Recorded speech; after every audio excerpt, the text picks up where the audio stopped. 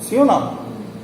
Tem que existir dos dois lados essa admiração, e aí vai surgir o amor leal, verdadeiro, comprometido. Lembrando sempre, gente, que amor não é sentimento, envolve sentimento. Amor é uma decisão comprometida que envolve o caráter da pessoa. Anote aí, amor não é sentimento, é uma decisão comprometida que envolve o caráter e a integridade de uma pessoa. Isso é muito mais forte. Amor é uma decisão comprometida que envolve caráter e integridade de uma pessoa, da pessoa melhor, tá? Que envolve caráter e a integridade da pessoa. Pastor, mas geralmente não é uma coisa assim que às vezes os dois se relacionaram, os dois estavam no mundão. Geralmente a pessoa sofre porque ela está no mundão, porque ela não tem conhecimento, né? Sim, claro. Quando os dois estão no mundão é muito mais fácil errar isso. E é verdade. Sim. Mas aqui, julgo desigual está falando de pelo menos um crente envolvido aqui no negócio, tá? Quando estão lá no mundão, não é julgo desigual. São duas pessoas que estão no mundo, que se conheceram, que se amaram e tal, se relacionaram, e um ou os dois vieram para o reino de Deus. Já não encaixa isso aqui, entendeu? Não encaixa isso aqui que nós estamos falando. O julgo desigual envolve pelo menos um crente. Não é o caso aí que tu está falando, entendeu? Fala. No Velho Testamento a gente vê sempre a obediência, né? Se misturar com outro, já dizia as coisas, né? E Exatamente. Ele continua a mesma coisa, né? Se ele dizer vai procurar no bairro desigual, a tragédia acontece. Sim. Porque o Velho Testamento a gente Tem vários episódios na Bíblia disso. disso, vários. E hoje é a mesma coisa, se ele conhece, se ele dizer vai procurar com essa pessoa do outro lado, certamente, né? É igual que tem. Pelo contrário, a Bíblia é bem mais light, mais graciosa com quem vem do mundo e um se converte, o outro ainda não. A Bíblia é bem mais light com relação a isso, no sentido de que a Bíblia diz lá em 1 Coríntios 7: se você que é crente e o seu esposo descrente quer permanecer com você, fiquem juntos, a Bíblia diz, né? Porque o cônjuge crente santifica o seu cônjuge e ainda santifica os filhos, a família. Deus separa aquela família para a salvação por causa do único crente que está ali. Olha que coisa tremenda. Agora é diferente quando você é crente, você está no reino de Deus, você tem ciência das coisas, você sabe que a Bíblia diz que não é isso para você fazer, e você vai lá, teima, endurece o coração, emburrece e se mete numa encrenca que não era para se meter. E depois quer que Deus conserte a caca que você mesmo fez. Aí Deus olha lá do céu e fala: não, filho, agora aguenta. Quem escolheu foi você. É uma coisa que o pastor Volteri ensina, tá? Ele tem uma palavra tremenda sobre o novo casamento e o divórcio. O pastor Volteri tem a melhor palavra que eu já ouvi sobre esse assunto. Tem no YouTube, no nosso YouTube tem novo casamento e divórcio. O pastor Volteri prega sobre isso. E ele fala justamente isso. Não é Deus que manda a pessoa para você, é você que escolhe a pessoa. Ou na bênção de Deus ou fora da bênção de Deus. Entendeu? Por que não é Deus que escolhe a pessoa para você? Porque senão você casaria com a pessoa, não dava certo, você ia culpar quem? Pô, Deus, mas aí o fulano que tu me mandasse.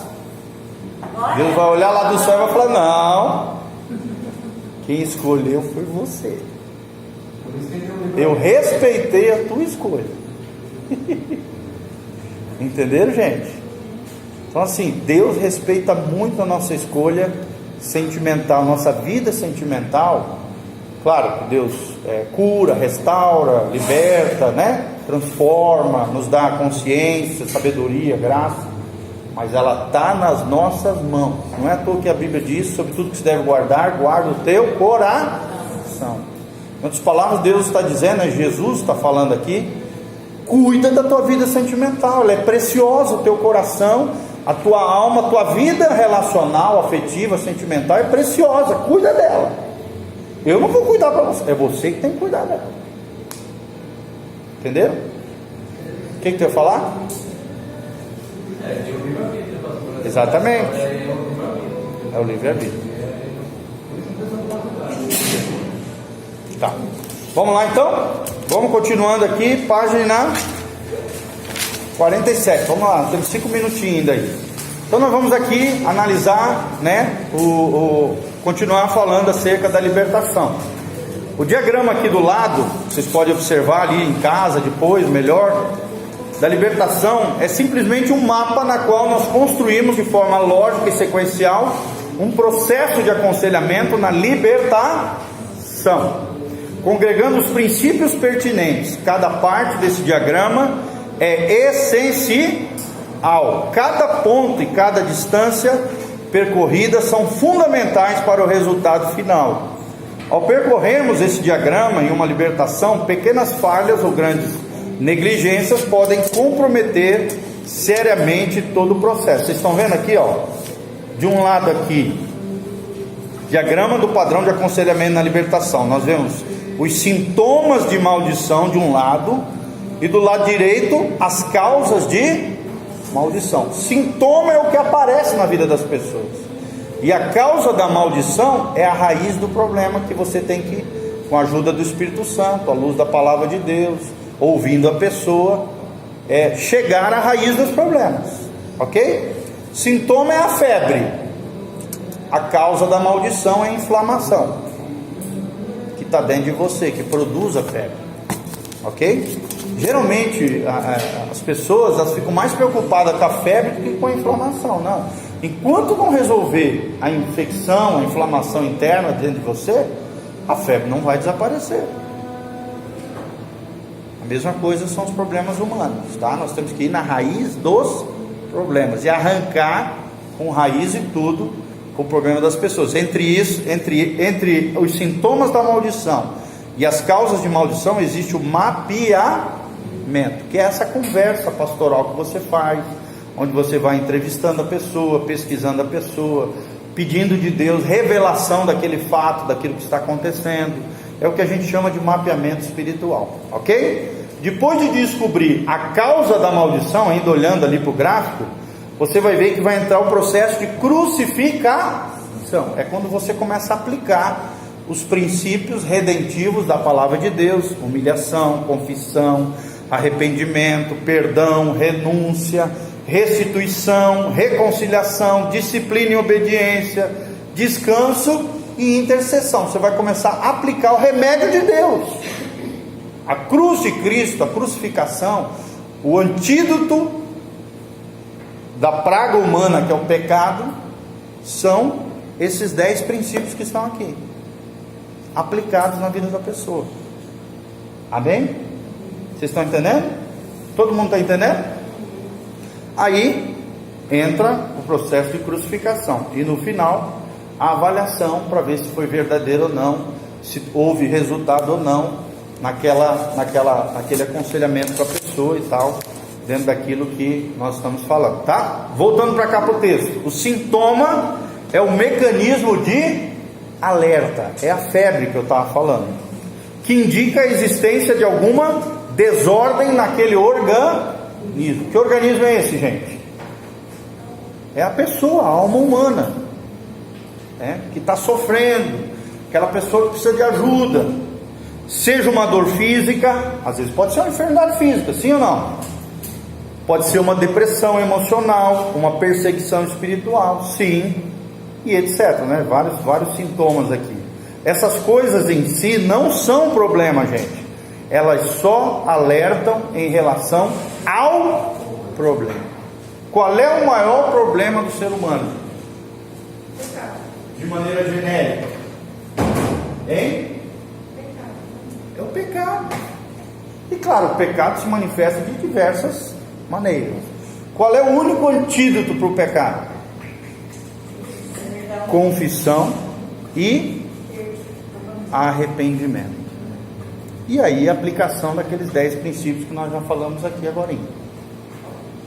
Entendeu? O grande problema do ser humano, se for de origem emocional e espiritual, se chama pecado, que os psicólogos chamam de problema, anomalia comportamental. Eles dão uma enveludada ali no negócio, porque eles não podem usar o termo pecado. Pecado é um termo que foi banido da psicologia moderna, porque é considerado um termo, um conceito religioso. Só que nós que somos do reino de Deus, que entendemos as coisas espirituais, nós entendemos, amados, que o maior problema do ser humano é o pecado. O problema pode ser deixado de lado, não deveria ser, mas geralmente se deixa de lado. Pecado precisa ser confrontado, reconhecido, confessado e arrependido, transformado. Só tem uma saída para ele. Ok? Estão entendendo? Então, o sintoma é apenas um mecanismo de alerta, é a febre. Um exemplo é a febre, tá? Por sua vez, a causa é a disfunção em si, a verdadeira origem do problema, que precisa ser descoberta e atacada. Como é que a gente ataca quando descobre a causa? Com aqueles 10 princípios da crucificação que está ali no mapinha de vocês aí na página do lado. Perdão, reconciliação, restauração, papapá, tá bom? Tem que se aplicar desses remédios, gente, senão não tem como nós ajudarmos as pessoas. Entendeu? Se a pessoa falar, não vou fazer, opa, então peraí, eu não tenho como te ajudar, eu sou um conselheiro cristão, a minha base de conselho não é o que eu acho, não é o que o mundo diz, é o que a palavra de Deus diz. E a palavra de Deus diz que esse aqui é o remédio para o seu caso. Se for de ordem psicológica, né? Claro que às vezes a gente precisa de ajuda, psicólogos, terapeutas cristãos, tal, né? Porque às vezes é algo mais profundo, tal, precisa de terapia de grupo e tal, não tem nada contra isso, tá? Mas se for de ordem espiritual,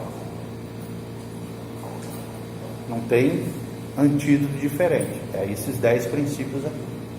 Ok? Se eu vejo sintomas de uma pessoa, certo? eu vejo sintoma nela, certo? Eu posso estar analisando, sem ela saber. Eu estou sempre observando uma pessoa, certo? Aí eu vejo um sintoma nela, é esse sintoma, eu tenho certeza, né? Vamos supor. Sim.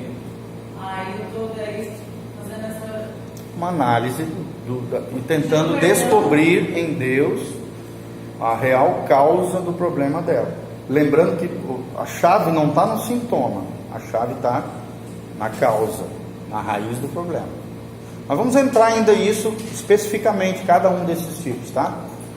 O que é sintoma, o que é causa, como é que resolve isso. No final termina com esse processo de crucificação, a cruz de Cristo, esses 10 princípios e tal. Vocês vão ver que é fenomenal esse material aqui. É extraordinário. Eu só dei uma tocada no que nós vamos ainda abordar. Nós estamos entrando aqui nesse. Nós vamos entrar agora nos sintomas. Depois nós vamos estudar as causas. Depois nós vamos estudar os 10 princípios redentivos da cruz do Calvário. E por último nós vamos entender todo esse processo de crucificação, que é a cruz de Cristo, tal. E no final nós vamos poder avaliar aonde a pessoa está em cada nível desse processo todo que nós estamos vendo. Amém? Uma coisa bem complexa, tá, gente? Mas extremamente madura, profunda e funcional. Eu uso todos os dias isso aqui no gabinete pastoral. É demais, é muito bom. São ferramentas preciosas de Deus para a nossa vida, se nós queremos ajudar pessoas. Ele nos ajuda, é um material que nos ajuda a nos compreendermos, entender como é que funcionam esses mecanismos, essas mazelas na nossa alma, os conflitos, injustiças, ofensas, uma série de coisas dentro de nós mesmos. Nós temos que entender que o primeiro agir de Deus é aonde? É em nós, para que depois Deus possa nos usar na vida de outras pessoas. Amém? Estão aprendendo bastante? Amém. Crescendo, amém? Vamos orar então, gente? Valeu, pessoal. Deus abençoe.